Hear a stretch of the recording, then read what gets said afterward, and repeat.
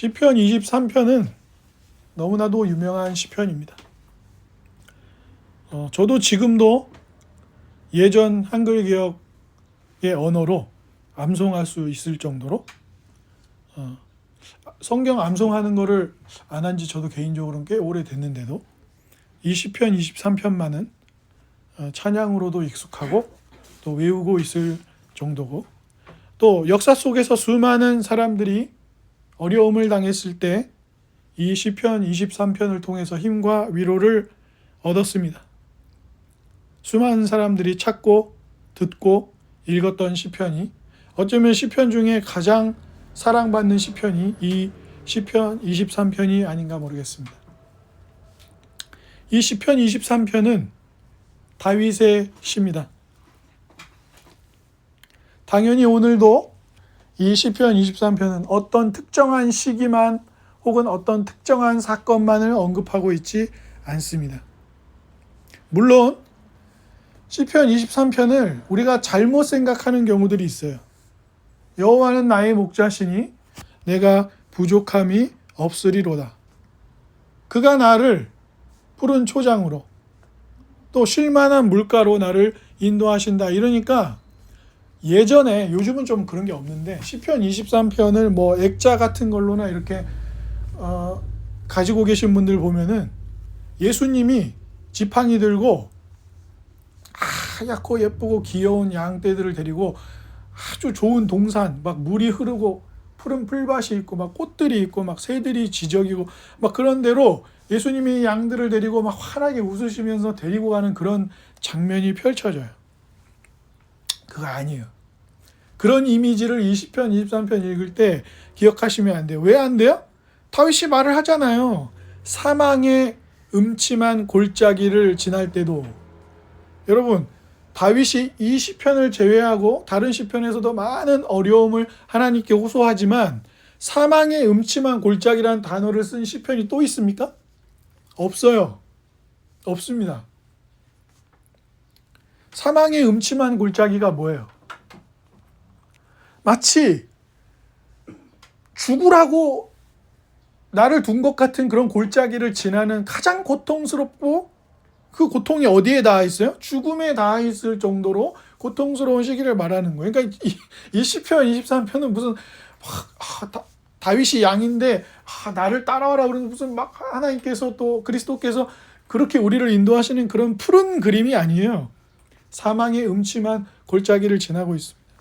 또한 다윗은 이 시편에서 무엇을 이야기합니까? 원수를 언급하고 있어요. 그죠? 그래서 뭐라 그랬어요? 5절에 사망이 음침한 골짜기 얘기했고, 4절에서 5절에 주께서 내 원수의 목전에서 내게 상을 주신다 그랬는데, 즉 무슨 얘기입니까? 원수로 인하여 큰 어려움을 당하는 상황이 이 시편에는 전제되어 있습니다. 그러나 한편 잠시 한번 생각을 해보겠습니다. 다윗을 잘 생각해 보십시오. 다윗은 애꿎은 핍박을 긴 시간 동안 당했던 사람입니다. 이스라엘의 첫 번째 왕이었던 사울로 인하여 많은 죽음의 위기를 넘겼고, 가족들도 고생을 했고, 쫓겨다녔고, 심지어 망명 생활까지 해야만 했습니다. 반역을 겪었고, 배신을 당했고, 비웃음을 당하기도 했고, 냉대를 받기도 했습니다. 그런데 이런 일만 있었던 것은 아니에요. 또 어땠습니까? 자기가 지은 죄 때문에 누군가를 죽이기도 하고, 백성들을 어려움에 빠뜨리기도 하고, 결국에 자기의 아들인 솔로몬은 누구로부터 태어난 아들입니까? 자기의 충직한 우리아의 아내였던 바세바잖아요. 바세바를 빼앗아서. 그래서 바세바하고 처음 낳았던 아들은 또 어떻게 됐어요?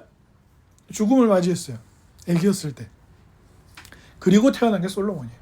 솔로몬에게는 원래 형이 있었어야 했던 것이죠. 물론 이제 다윗이 부인이 여러 명이었고 형들이 많았으니까 엄마가 다른 형들은 많이 있었지만, 그러니까 여러분 잘 보세요. 고통이라고 하는 것은 단순히 나는 아무 잘못을 안 했는데 나에게 어떤 어려움이 찾아온 것만을 이야기하는 것은 아니에요. 왜냐하면 다윗 한 사람만 봐도 다윗이 아무 잘못 안 했는데 괴롭힘을 당하기도 했지만 쫓겨다니기도 했지만 다윗이 지은 죄도 있잖아요. 그러니까 한 사람의 인생에 고통이 찾아온다는 것은 단순히 내가 괴롭힘을 당하고 있어, 뭐 이런 문제는 아니에요. 가끔 여러분 보시면은 큰 죄를 저질렀는데, 예? 그래서 감옥에 갔어요. 감옥에 가서 사람들이 제일 많이 읽는 게 뭐예요? 성경이거든요. 그럼 성경을 읽으면서 그 사람들이 뭐라 그래요? 자기가 잘못해서 감옥에 갔거든요. 근데 뭐라 그러냐면은 이제 그래서 제가 이렇게 큰 죄를 지었다는 것을 성경을 읽고 알게 되어가지고 제가 회개합니다. 그리고 제가 잘못을 저지른 분들에게 잘못했다고 진심으로 사과하고 싶습니다. 이런 거 본 적 있어요?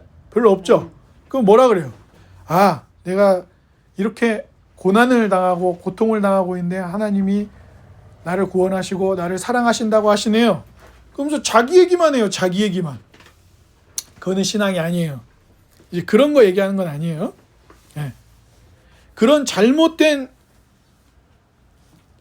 자기가 저지른 죄가 있는데 자기가 무슨 마치 애꿎은 고난을 당하고 있는 것처럼 착각하는 그런 거짓된 회개하지 않는 그런 거 말하는 거 아니고, 고통은 어쨌든 어떻게 나타난다고요? 복합적으로 나타나는 거예요. 복합적으로. 꼭 내가 잘못을 안 했는데 당하는 일만 있는 것도 아니고, 내가 잘못을 하기도 하고 내가 누군가에게 피해를 끼치기도 하고 하는 것들이 뒤섞여서 나타나는 거죠. 뒤섞여서.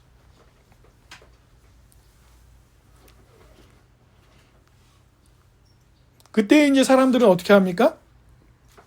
그때에 각 사람들에게는 그런 어려움이 찾아왔을 때 자기의 목자가 있는 것이죠. 본문에서는 다윗이 하나님께서 자신의 목자가 되어주셨다고 고백하고 있지만, 실제로 어때요? 큰 어려움이 안 왔을 때는 자기가 진짜 뭘 붙들고 있었는지가 안 나타나요. 근데 예를 들어서 한번 생각해 보세요. 지진이 났다. 천재지변이 일어났다. 자연재해가 일어났다. 집에 불이 났다. 예를 들어서. 그러면 안 되지만. 그래서 집에 불이 나면 사람들이 물론 자기 목숨을 구하기 위해서 집 밖으로 뛰쳐나가겠지만 뭔가 중요한 게 있으면 들고 나갈 거 아니에요.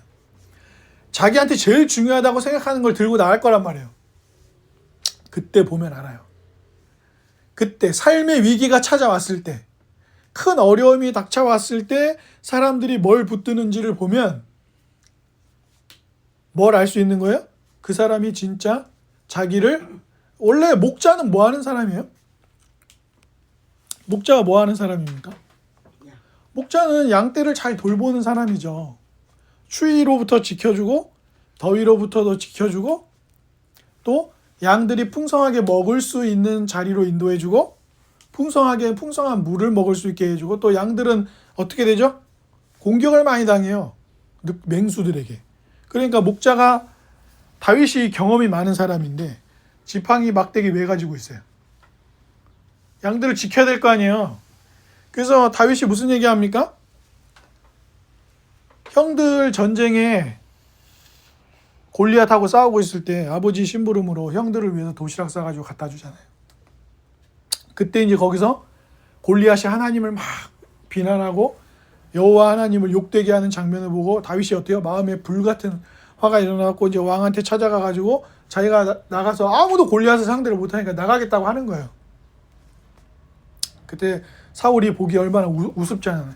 자기들 중에 있는 최고로 잘 싸우는 사람들도 지금 골리앗이 무서워가지고 못 나가는데 채우리 같은 어린 소년이 와가지고 나가 싸우겠다는 거예요. 물어보잖아요. 갑옷도 입혀봤는데 갑옷이 너무 커서 안 되고. 너 뭐 할 줄 아냐? 내가 목자 출신이라고. 곰이 양을 해하러 오고 다른 맹수들이 양을 해하러 갈 때 내가 밤잠 안 자면서 들판에서 먹고 자면서 내가 다 물리친 경험이 있다. 이런 얘기를 하잖아요. 그러니까 어떤 사람은 삶의 위기가 찾아오면 돈이 자기 목자인 거예요. 어떤 사람은 자식이 자기 목자고, 자기 배우자가 자기 목자고, 통장의 잔고가 자기 목자고, 노후를 위해 준비해 놓은 연금이 자기 목자고, 그런 거를 언제 알게 된다고요? 다윗처럼 사망의 음침한 골짜기를 걷게 될 때. 또 언제 알게 돼요? 원수 앞에서 삶의 위기를 맞이하게 될 때 알게 돼요. 여러분의 목자는 무엇입니까? 그 목자는 우리에게 무엇을 약속하고 있습니까? 절대로 흔들리지 않도록 우리의 삶을 붙들어준다고 생각하는 여러분의 진짜 목자는 누구입니까?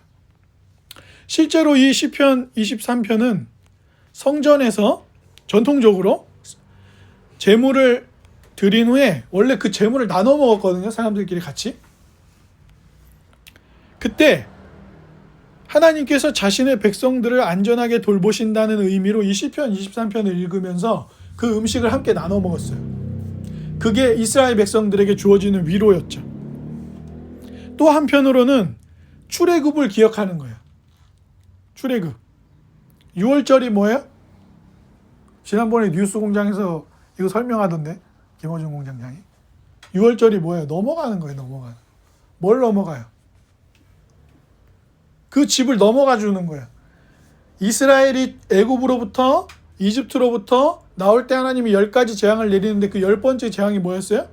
짐승과 사람을 포함한 모든 이들의 장자, 첫째를 죽이는 거였어요. 근데 하나님이 그때 어떻게 하라고 그랬어요? 이스라엘 백성들에게. 문설주에다가 양의 피를 발라놓으라 그랬어요. 그러면 그 집은 넘어가셨어요. 그게 6월절이에요. 그래서 그거를 기념해서 하나님이 우리를 이집트로부터 건지신 그 능력을 생각하면서 사람들이 출애굽을 기억하면서 하나님이 우리를 자기 백성 삼겠다고 했을 때는 그런 강한 힘으로 하나님이심을 드러내고 우리는 구원해 주심으로 살려주신 거야. 피를 흘려야만 넘어가 주시는 거야. 그래서 자신들의 왕이 되어주신 하나님이 또 목자나 왕은 같은 게 있잖아요. 왕도 목자도 뭐 하는 거예요? 자기 백성을 보호하는 거란 말이에요. 그런 의미에서 이 시편 23편을 기억하고 출애굽을 떠올렸던 역사가 있어요. 이스라엘 역사 속에서 시편 23편이 그렇게 사용이 됐다는 거예요. 실제로. 또 마지막에 다윗이 6절에서 뭐라고 고백했습니까? 내 평생에 하나님의 선하심과 인자하심이 반드시 나를 따라올 건데 내가 여호와의 집에 영원히 살겠다 하면서 하나님의 임재, 하나님이 자신과 함께 해주시는 복이 영원할 것이라는 확신을 표하고 있어요. 이게 구약의 마지막 선지자가 누굽니까? 구약 마지막 39번째 마지막 성경이 뭐예요? 말라기죠. 말라기 선지자 이후로 세례 요한이 요단강에 등장해서 회개하라, 하나님 나라가 가까이 왔다라고 등장할 때까지 긴 시간 동안 선지자가 없었습니다. 이 시기를 제2성전기라고 불러요. 왜냐하면 솔로몬이 지었던 성전은 무너졌잖아요. 그 뒤에 이제 성전을 짓고 시기가 흘러가요. 그때도 이제 강대국들에게 막 휘둘리던 시절인데 이 제2성전기 때도 이 시편 23편을 읽으면서 이스라엘 백성들은 하나님께서 우리를 놓지 않으시고 그 선하심과 인자하심으로 돌보실 거라는 확신에 이 시편 23편을 활용했습니다.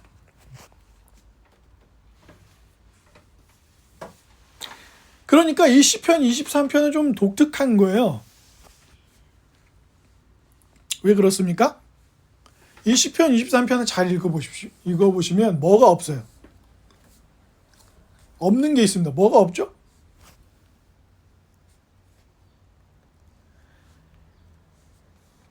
다윗의 다윗이 자기를 양으로 생각했을 때, 또 하나님께서 자기를 지키고 돌보시고 사망의 음침한 골짜기를 갈 때도 나와 함께 하신다고 할 때 자기에 대한 어떤 조건이 없어요. 이 시편 23편에는. 그죠? 제가 왜 이 이야기를 한지 아시겠어요? 보통 우리가 우리의 삶의 안전을 지켜준다고 하는 것들은 다 뭐예요? 뭔 조건이 있잖아요. 예? 저축을 열심히 해야 된다든가, 건강하기 위해서 뭐 좋은 거를 먹고 몸을 잘 움직여야 된다든가, 권력을 가지려면 권력을 갖기 위해서 뭘 해야 된다든가, 즉 마치 목자가 되어서 내 삶의 안전과 평안을 준다고 하는 것들이 다 어떤 조건들이 있단 말이에요. 내가 맞춰야 하고 커트라인을 넘어서야 할 조건들이 있어요. 그죠? 우리가 우리의 삶을 지켜준다고 하는 것들은 다 그런 것들이 있잖아요.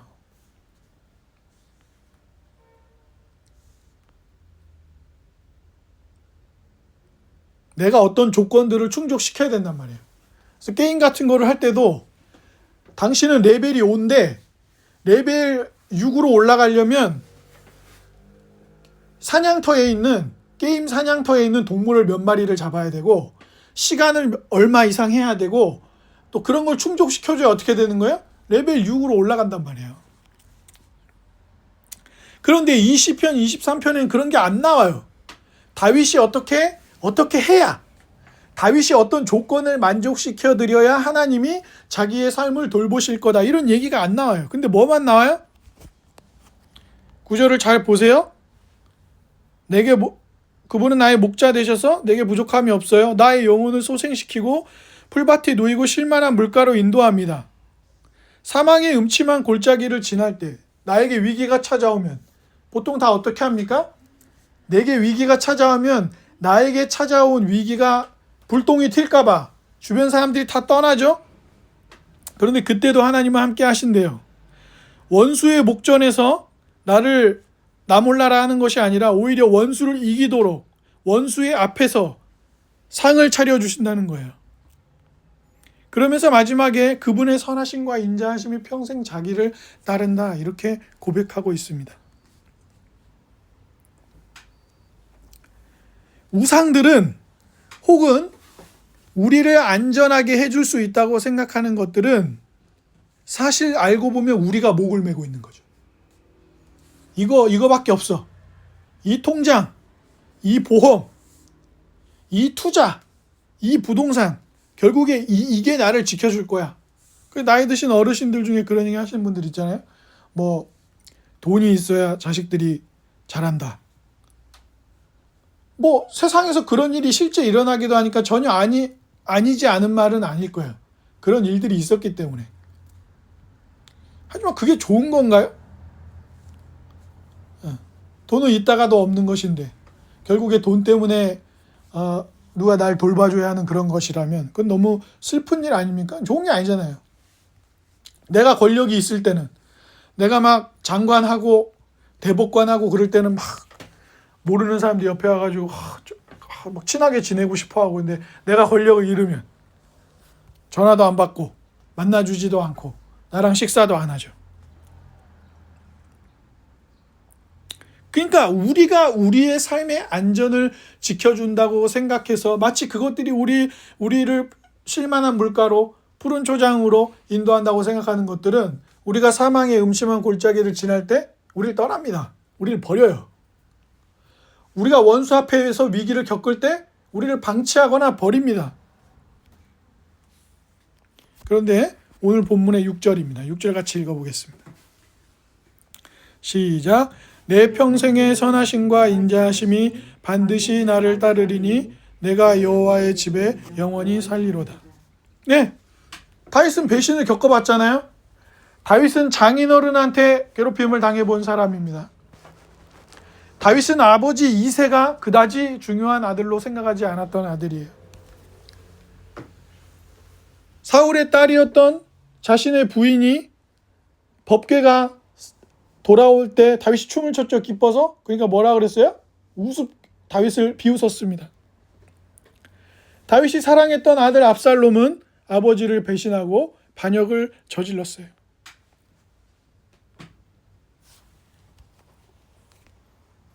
그리고 신하들, 다윗을 따랐던 신하들 중에서도 다윗을 배신한 자들이 있었죠.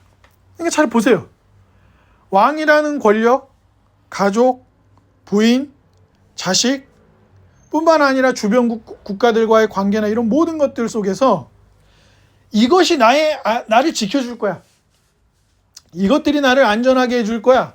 라고 생각했던 것들을 다 잃어본 사람이에요, 다윗은.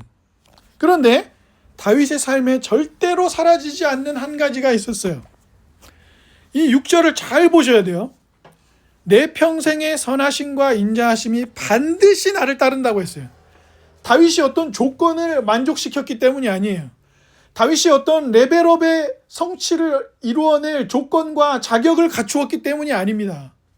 다윗은 알고 있어요. 다윗은 여자 한 명을 빼앗은 것을 감추기 위해 누군가를 살인한 사람이라는 것을 알잖아요. 자기의 삶이 자기를 괴롭힌 사람도 있었지만 자기가 누군가를 괴롭게 했다는 것도 알고 있어요. 그런 자격 없는 인간이라는 것을, 그런 죄인이라는 것을 다윗은 잘 알고 있습니다. 그런 스스로를 알고 있어요. 그런데 다윗이 너무 확신에 차 있습니다. 뭐라고 하는 것입니까? 내 평생의 그분의 선하심과 인자하심이 나를 영원히 따른다는 거예요. 아까 우리는 요한복음 10장을 읽었습니다. 요한복음 10장에서 예수님이 뭐라고 말씀하십니까? 사람들과 자신의 관계를 목자와 양으로 비유하셨습니다. 그러면서 이렇게 말씀하셨어요. 도둑이 오는 것은 도둑질하고 죽이고 멸망시키려는 것뿐이요. 내가 온 것은 양으로 생명을 얻게 하고 더 풍성히 얻게 하려는 것이라. 한번 따라해 보십시오. 나는 선한 목자라.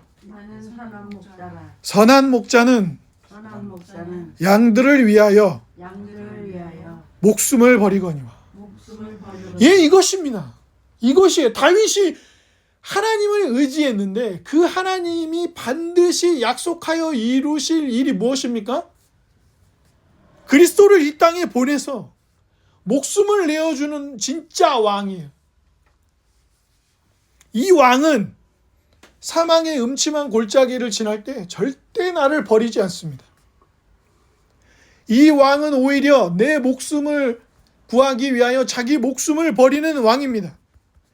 이 왕은 도둑이 아니에요. 이 왕은 사꾼이 아닙니다.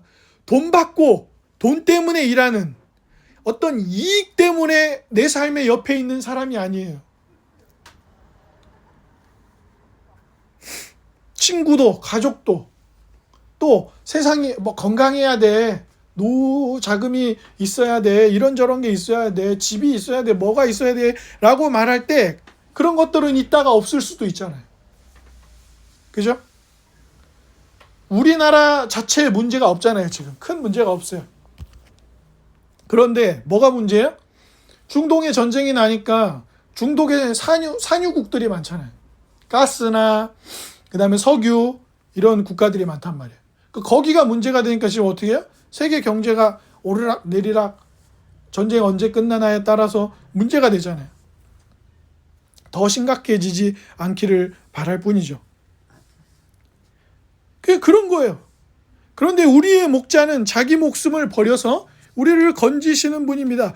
다윗은 자기의 인생 속에서 아직 그리스도를 직접 만나지 않았지만 그리스도가 오실 때까지 자기는 살아있지 못하지만 그 그리스도를 보내셔서 우리를 구원하시는 하나님의 사랑이 그분의 인자하심이 뭐예요? 헤세드입니다. 헤세드는 무엇입니까?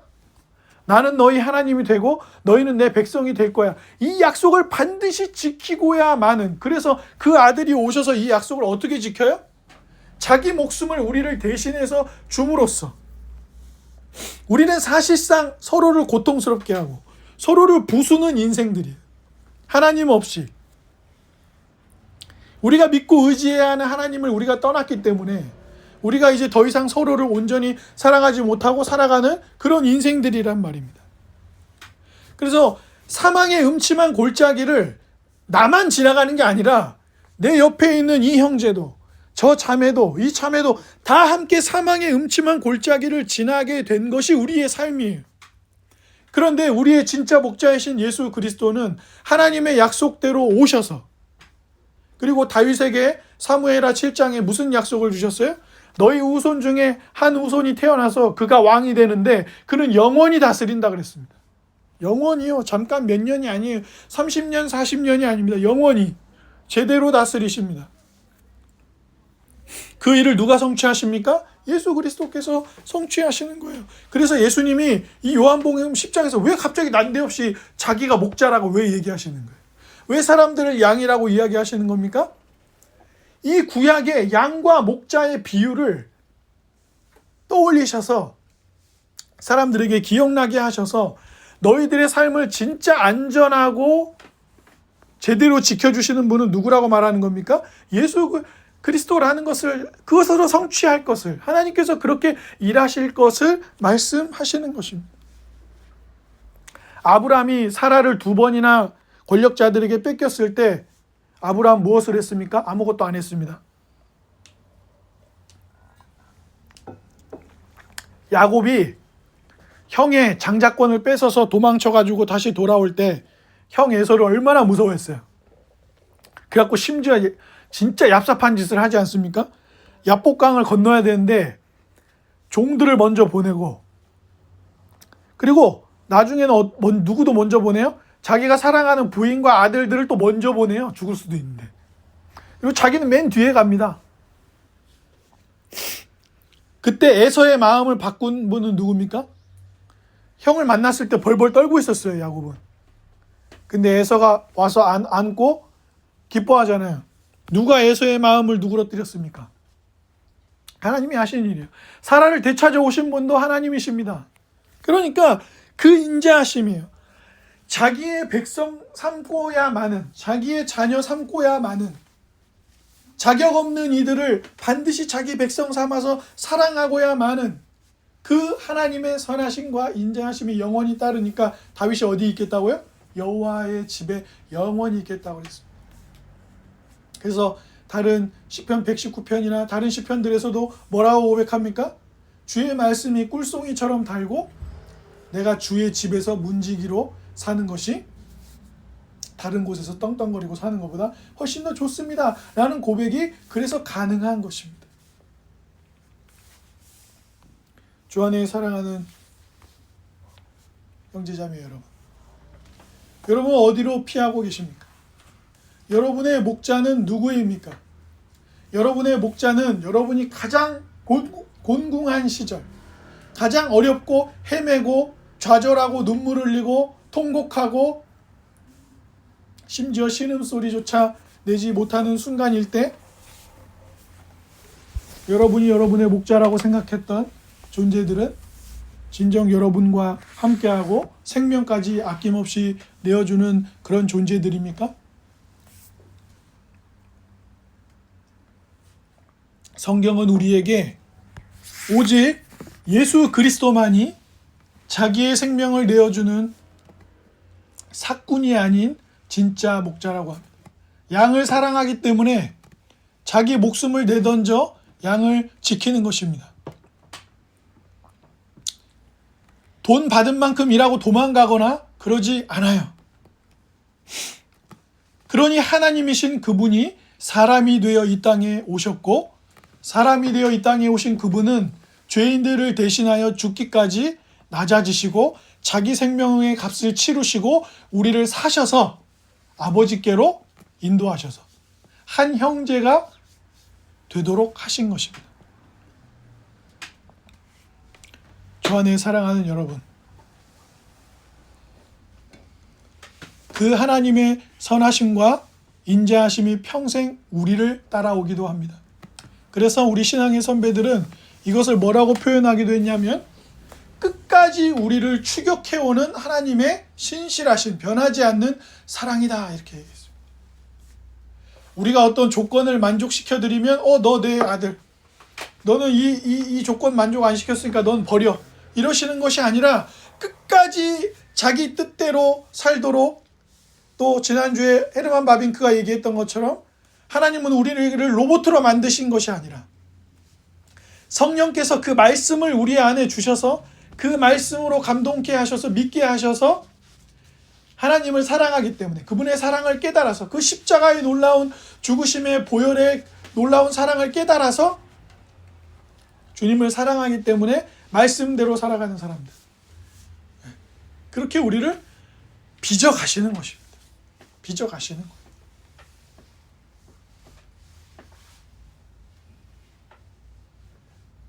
그냥 예수님 욕 한번 하고 안 믿는다고 해 라고 일제치하 때 얼마나 많은 목사님들이 감옥에 끌려가고 그랬어요. 천황을 숭배해야지 예수를 숭배하면 되냐? 근데 왜 그때 그렇게 안 한 거예요? 그렇게 할 수 없는 거예요. 나를 모르신다고 하지 않는 주님을 내가 모른다고 할 수 없는 것입니다. 그래서 온갖 고문을 당하고 빼앗기고 심지어 죽음에 이를 정도로 괴롭혔지만 예수 그리스도가 나의 주가 되신다는 것을 고백하고 그 길을 간 거죠. 왜요? 그분의 선하심과 인자하심은 영원히 나를 따라오기 때문입니다. 사랑하는 형제자매 여러분, 살다 보면 어려운 일 많습니다. 힘든 일 많아요. 힘든 일이 찾아오면 하나님이 여러분을 방치하셨거나 버렸다고 생각하지 마십시오. 다윗이 뭐라 그랬어요? 하나님의 인도하심 나에게 있는데 지금 내가 어디를 지나요? 사망의 음침한 골짜기로 갑니다. 그래서 그 사망의 음침한 골짜기를 갈 때는 하나님이 안 계신가 보다. 하나님은 힘이 없으신가 보다. 왜요? 근데 왜 나를 사망의 음침한 골짜기를 지나가게 하시냐? 하지만 우리가 잘못을 저지른 과오를 저질렀을 때에도 우리를 회개하게 해서 하나님은 바꿔내시고 새롭게 하시는 분입니다. 하나님의 계획은 아직 끝나지 않았어요.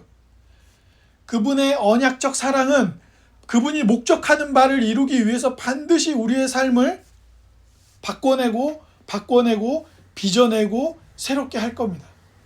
그래서 도자기 만들 때 어떻게 해요? 우리는 성경에서 주님을 토기장이라고 하기도 하잖아요. 도자기 만들 때 어떻게 해요? 모양을 바꾸고 잘라내기도 하고 잘 안 만들어지면 깼다가 다시 만들기도 하고 하는 과정들이 있잖아요. 우리가 과오를 저질렀을 때에도 회개하여 다시 새롭게 불러일으키시는 은혜가 있듯이 주님은 그렇게 하실 것입니다. 그러니 여러분의 인생을 너무 푸념하지 마십시오. 여러분의 삶을 너무 하나님 앞에 야속해하지 마시고 원망하지 마십시오. 그분은 반드시 그분의 뜻을 여러분의 삶에 또 여러분을 통해서 이루어내실 것입니다. 6절을 같이 읽고 고백하면서 말씀을 마치겠습니다.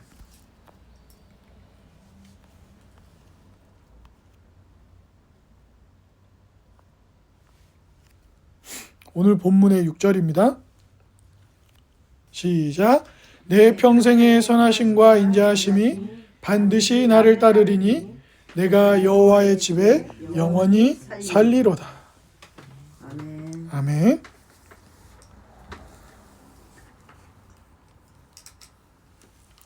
10장에 아까 요한복음 10장의 9절도 제가 대신 읽어드립니다. 나는 선한 목자라. 선한 목자는 양들을 위하여 목숨을 버리거니와. 예수님이 여러분을 향해서 말씀하시는 이 말씀을 잊지 마시고 이 복음의 은혜 아래서 살아가는 나날이 되시기를 주님의 이름으로 축복합니다. 아멘.